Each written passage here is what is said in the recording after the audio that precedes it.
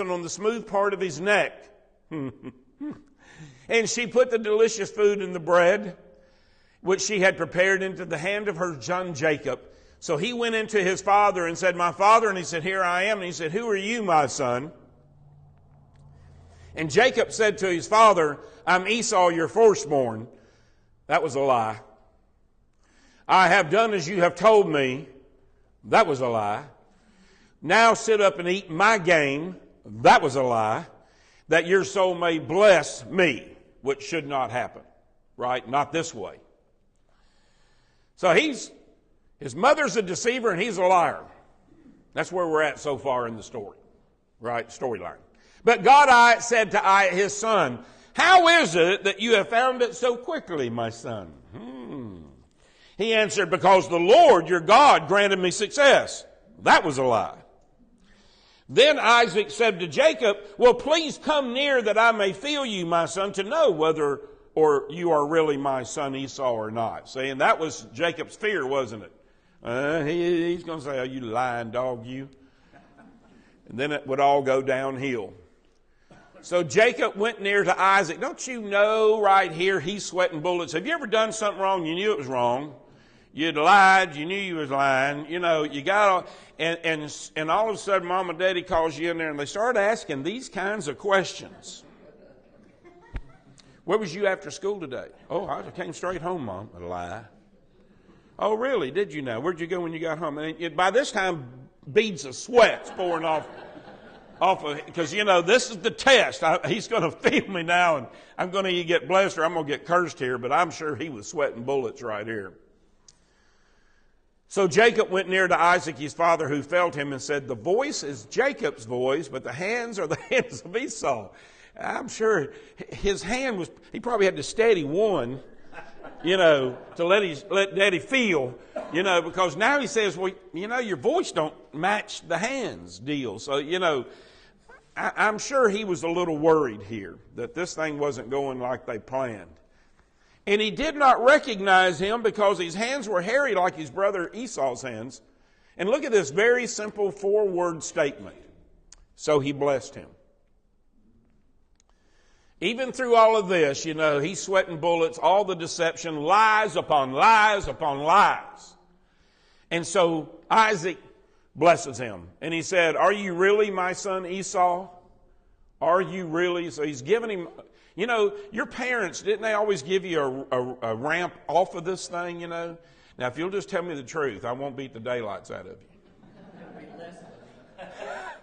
I'm just going to ground you for 6 years. But, you know, they give you an off-ramp, and here's his off-ramp. He could have come clean right here, but nope. He says, "I am." Boy, what a lie. Then he said, "Bring it near to me so that I may eat my son's game and bless you." So he brought it near to him and he ate. And he brought him wine and he drank. I bet he brought him a lot of wine. And he drank. So then his father Isaac said to him, "Come near and kiss me, my son." Whew. He's probably taking his shirt tail and wiping all sweat off. Because, man, by this time he has got to be nervous. Now he's got to go kiss his father like Esau would. So he came near and kissed him, and Isaac smelled the garment. See, his mama knew that. That's why she put him in his clothes. You know, because she could smell that wild smell of Esau in his clothes, and blessed him and said, "See, the smell of my son is as the smell of the field that the Lord has blessed. May God give you the dew of heaven and of the fatness of the earth." This is the blessing. "And the plenty of grain and wine. Let people serve you and nations bow down to you. Be Lord over your brothers. And may your mother's sons bow down to you.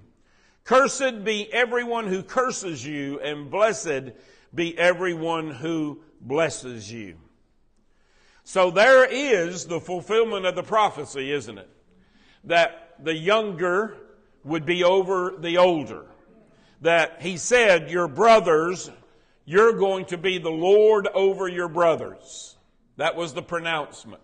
That was not going to be retracted. Once it was given, it was given. it was really done completely differently to anything that we have any construct of here. This was a momentous time. And when this occurred, if we look at the fact in Genesis 35 and 28, it tells us that Isaac dies at 180 years of age. And it tells us that Isaac was 60 years old when the twins were born to them. So we can do the deduction from when he was that. That makes 43 years from the time that he died, makes him Isaac 137 when this occurs, and it makes his two twins 77 years old when all this deception's going on. Now, mind you, to us, we're thinking, man, they had one foot in the grave, already. But not so. That was about half of their lifespan. So they were what we might call middle-aged, right, when this all went down. This blessing they were 77, and yet the blessing, this patriarchal blessing, doesn't come until the patriarch is nearly dead. That's why he thought he was dying of his, and he still was going to live, I think, like another 40 years after this. But he thought, he was going blind, he couldn't see anything, and he was going to die. So he goes ahead and does this patriarchal blessing that is handed to them. And he fulfills the prophecy in doing so. But look, does the ends justify the means? Y'all have heard that before, right? And typically we frame it in a statement. The end does not justify the means, right? So even if your intent is to do good, it doesn't mean we should sin to make it happen. Does that make sense? If our intent is to do good, we shouldn't sin to make it happen. That's what they were doing. They had good intent. They were trying to help God do and fulfill the prophecy that had already been made about this Esau and his brother. But they were going to help it along, and in doing so, they had to sin. He couldn't have gotten that far with all the questioning of Isaac if he hadn't been lying about it. If his mother hadn't deceived her husband by plotting this whole thing that she overheard from listening through the tent wall about what was getting ready to happen. Man, there's a lot of stuff going on here. All in the name, in their mind, you could say, well, they were trying to fulfill the prophecy, but see, I don't know what her heart was. She loved Jacob more than she did Esau. And Isaac wasn't off the hook. He loved Esau more than he did Jacob. And so therein starts the problem between these two. And have you ever, I know you have, I mean, I don't know about you. I have. You do something and then you try to figure out every way in the world to justify it. Well, so it starts like this. I got to drive 112 miles a day to get to work. I need a good car. Well, as a matter of fact, I need a new car. I want a Tesla. Back there again. And then it's got to be, it's got to have certain attributes, cruise control, all this stuff, because I'm driving so far. It's got to have CD players. It's got to be comfortable, and you just justify everything as you go. And they were trying to justify all this, but this was a lot of deception. This was a lot of lying. This was a lot of sinning going on. Yes, ma'am. Would Isaac have known about the prophecy too? About Jacob's Oh, yeah. So, why wouldn't he bless Jacob over Esau? Wouldn't Right. that be an error in his part too? If he knew he was doing it, but of course in this case he didn't. Isaac didn't know he was doing it. And he may not, it's like many times with us, I don't know that he comprehended how God was going to do all this and bring it to pass. He was intending on blessing Esau, even though his younger brother had already stole his birthright. And typically that doesn't happen. So that was going to be out of the norm of things. The one with the birthright, the firstborn, would have normally been the one that got the paternal blessing as well. And so he was kind of stepping outside of the norm by saying, I'm going to go ahead and do this. And obviously from the text, we know that he didn't gather all the clan together, did he? And say, okay, y'all, I'm getting ready to bless Esau. No, him and Esau were over in the tent. Listen, here's what I'm going to do. You go get me something, And they thinking they're working this thing out. Except for Rebecca sitting out there listening to the whole thing. Overlooking the sin of lying. Yeah. Was it a sin since God already prophesied? Well, you'd have to overlook all the sin of lying, yeah. Well, it's like, to me, God knew what the plan was, but it's like, just because somebody doesn't believe in God doesn't mean they're not part of the plan. Just because they're sinning, God knew he was going to sin. So God said, here's the plan of the end. I'm not telling you all how it gets out, but here's the end. Yeah. So, somebody had to be Judas. And, obviously not going to read it, but Rebecca, remember, it was this generational curse thing about being barren. Same thing that Sarah went through. So they had eyewitness, Abraham and Sarah. Here's Isaac. He's just repeated the same thing that his father did. Lied and said his wife was his sister. And now here we go. She's barren. Rebecca's barren. She can't have children. And Isaac's praying. She's praying. But who did God speak to in Genesis 25? He spoke to Rebecca. And the Lord said unto her, 2 nations are in thy womb, and 2 manner of people shall be separated from thy bowels, and the one shall be stronger than the other people, and the elder shall serve the younger. And when her days to be delivered were fulfilled, there were twins in her womb, and the first one came out red all over like a hairy garment, and they called his name Esau, and after that his brother came out, and he took hold of Esau's heel, and his name was Jacob. So, I question their heart. Just like Abraham and Sarah got out of the will, Sarah for real, absolutely got out of the will of the Lord. She couldn't trust long enough to, even though she's going to be so old, and here they are living out is it a generational curse? I don't know. Is it the way God planned? But somewhat right about their hearts. Trusting God and so forth and so on, so they just let it keep on growing. That must have festered from the time that they were born. well, that was the prophecy that was given, the prophetic word that the Lord gave to Rebekah. But here again, the question, as we were talking about, is does the end product justify how we get there? So, for example, in today's society, we claim it's for women's health that we murder babies. Does that justify helping women have better control over their health and having a healthy body, a healthy life, if we allow the murder of the babies? See, it's kind of the same thing, isn't it? God's got a plan, as my brother said. He had a plan from Eden, and they messed it up. He didn't throw us to the trash can.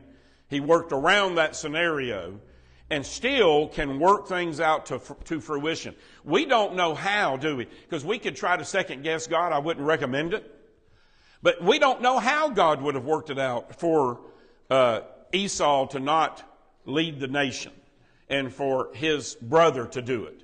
We don't know how God was going to make the younger rule over the older. We don't know what his plan was to do that. But whatever it was, when they started deception and even with Isaac saying kind of, do you think Rebekah didn't tell him of the prophecy of the Lord? Of course she did. And so even though he knew it, he was going to go ahead and bless Esau anyway. And he wasn't going to do it in this.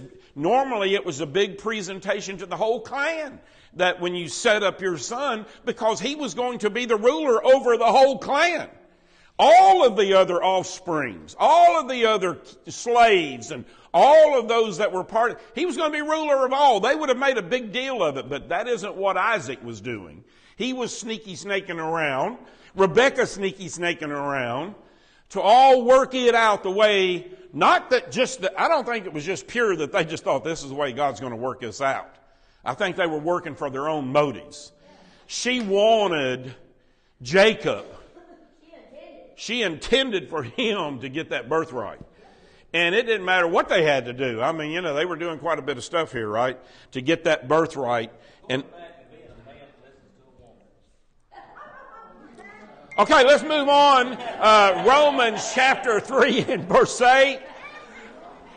But that was his mama. Going back to a man listening to his mama. You know, we can laugh at it. Let me shield my internet audience from Romans 3 and 8. And why not do evil that good may come? As some people slanderously charge us with saying their condemnation is just. And then Romans 6 and 1 and 2. What shall we say then? This is the question. Are we to continue in sin that grace can abound? Grace is a wonderful gift of God. And for us to have more grace, right? You hear people talking about more grace. Is it okay that you have great sin so that you can have great grace? No. Paul says, by no means. How can we who died to sin, still live in it? Genesis 27, as soon as Isaac had finished blessing Jacob, when Jacob has scarcely gone out from the presence of Isaac his father, Esau, the brother, comes in from hunting. He also had prepared delicious food and brought it to his father. And he said to his father, let my father rise and eat his son's game, that you may bless me. His father Isaac said to him, who are you? That wasn't what he wanted to hear. I'm your son, your firstborn, Esau. Then Isaac trembled very violently and said, who was it then that hunted game and brought it to me, and I ate it before you came in? And I have blessed him. Yes, I have blessed him. You see that? Yes, and he shall be blessed. So he wasn't overturning what he had done. As soon as Esau heard the words of his father, he cried out with an exceedingly great and bitter cry and said to his father, bless me, even me also, O my father. I'm sure everybody in the camp heard this. But he said, and there's two of them sitting over there in the corner of their tent listening as well. But he said, your brother came deceitfully and has taken away your blessings. So now Isaac knows that deceit was done. And they have taken away your blessing. Esau says, is he not rightly named Jacob? What does Jacob mean? Deceiver, supplanter. Esau says, you named him right, because he is a liar and a deceiver. For he has cheated me these 2 times. He took away my birthright. Not true. You sold it for a pot of soup. And behold, now he has taken away my blessing. That's true. Him and your mama. Your mama was part of it. Then he said, have you not reserved a blessing for me? And Isaac answered and said to Esau, behold, I have made him Lord over you. And all his brothers I have given to him for servants. And with grain and wine I have sustained him. What then can I do for you, my son? Esau says to his father, have you but one blessing, my father? Bless me, even me also, O my father. He's crying, ain't he? He's tore up. Esau lifts up his voice. He's weeping. Then Isaac, his father, answered him and said to him, behold, away from the fatness of the earth shall your dwelling be, and away from the dew of heaven on high. But by your sword you will live, and you shall serve your brother. But when you grow restless, you shall break his yoke from your neck. Now that's a prophecy that he's given, that the day is coming, you're going to be liberated from your brother, Jacob. Now Esau hated Jacob because of the blessing with which his father had blessed him. And Esau said to him, the days for my mourning of my father are approaching, then I will kill my brother Jacob. Now his father lived, I think, for almost another 40 years. So for 40 years, this festering hatred dwells within the two brothers. He hates him now. That sounds like the Garden of Eden again, doesn't it? That sounds like another son that takes another son's life in the field with hatred, because he thought that God had preferred his offering over his. Now, the father has preferred this son over this son, And he hates him to the point that he is going to kill him.